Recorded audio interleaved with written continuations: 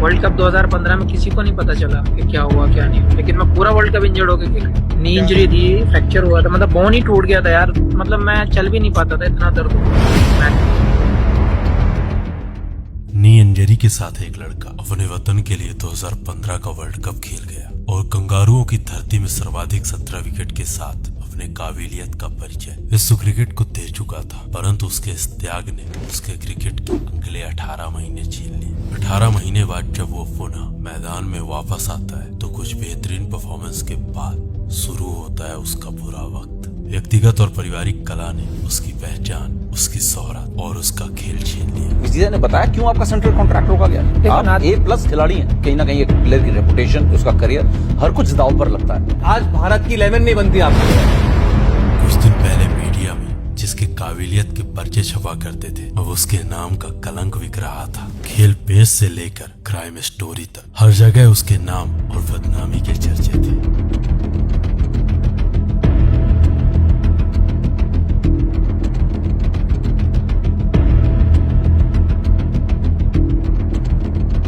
वो मुझे फ्रॉड कर रहा है तो वो देश को भी फ्रॉड कर सकता है। भी अगर मेरे मन में देश को धोखा देने का सवाल आता है तो उससे बेहतर मैं मरना पसंद करता हूँ, ना कि मैं देश को धोखा देना पसंद करता हूँ। The epic comeback of Mohammed Shami. वक्त की इस परीक्षा में वो अपना सब कुछ खो चुका था। उसके उस बुरे दौर के बाद उसकी हिम्मत टूट चुकी थी, वो अंदर से टूट चुका था। क्योंकि जब दिन रात एक करके इंसान मेहनत से मुकाम को तैयार करता है और चंद मिनटों में उसका वो सपना उसके आंखों के सामने ध्वस्त होता है तो इंसान अंदर से दहल जाता है। अब वो हिम्मत हार चुका था, वो अंदर से बेहद रो रहा था। विश्व का सबसे बेहतरीन गेंदबाज बनने का सपना अब उसे सुसाइड की ओर लेकर के जा रहा था। अब कोई माने ना माने, मैंने 3 बार सुसाइड का सोचा था उस पीरियड में। सालों की मेहनत से बनाई हुई उसकी वो सल्तनत रातों रात नष्ट हो चुकी थी।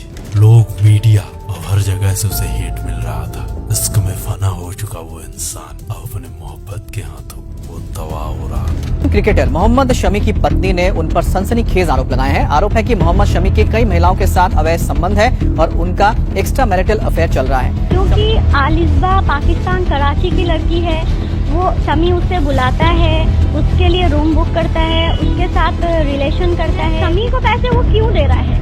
शमी पैसे क्यों? शमी को जब BCCI पूरी व्हाइट मनी देती है, बाई चेक देती है, तो ये कौन सा पैसा है? अल्लाह ना करे कि ऐसा कुछ हो, लेकिन हो भी सकता है। जब वो मुझे फ्रॉड कर रहा है तो वो देश को भी फ्रॉड कर सकता है। मेरे पास एविडेंस है। उसकी जिंदगी के वो 2 साल उसे पूरी तरह झकझोर चुके थे। वो भूल चुका था कि वो है कौन, वो क्या करता है और आगे करेगा क्या। उसकी जिंदगी का एक एक दिन अब उसके घर के 4 दीवारियों में कैद था। ना तो घर से निकलना, ना ही किसी से मिलना। वो शख्स अब जिंदगी और मौत के बीच अब अपनी जिंदगी, अपनी मोहब्बत से लड़ रहा था। उस लेवल का स्ट्रेस हो गया था दिमाग में, बहुत ज्यादा। मतलब क्रिकेट के बारे में सोच ही नहीं रहा। मेरे रूम के अंदर मेरे घर वाले पहरा लगाते थे, ये कुछ गलत ना कर ले। अब पूरी दुनिया मान चुकी थी कि this is the end of the great Mohammed Shami. क्योंकि जो आरोप उस पर लगे थे उससे वो शख्स पूरी तरह तबाह होने वाला था। बट दुनिया वाज रॉन्ग बिकॉज वो बंदा वापस आया। बुरा वक्त सबकी लाइफ में आता है और ऐसा बुरा वक्त उसकी भी लाइफ में आया। ऐसे हालात में वो कभी रिटायरमेंट की सोचता तो कभी वापसी की। Came to me and he said, मैं बहुत गुस्सा हूँ and मैं तो क्रिकेट छोड़ने वाला। अभी सर गुस्सा है तो बहुत अच्छा है because you have a ball in hand। लेकिन अब वो ठान चुका था कि अपन वापस आएगा, दुनिया को गलत साबित करेगा, अपन साबित करेगा कि मैं सही हूँ। उसने वापसी के लिए ताबड़तोड़ मेहनत करना प्रारंभ कर दी। वो वापसी के लिए ताबड़तोड़ मेहनत करने लगता है। हर दर्द को अपने एक नया नाम दे रहा था। मोहब्बत में मिले उन ख्वाबों को अब अपने नए अंदाज में पैगाम दे रहा था। उसने वापसी के लिए ताबड़तोड़ मेहनत की, घंटों घंटों तक मैदान में रहता, पसीना बहाता, क्योंकि अब वो ठान चुका था तो ठान चुका था।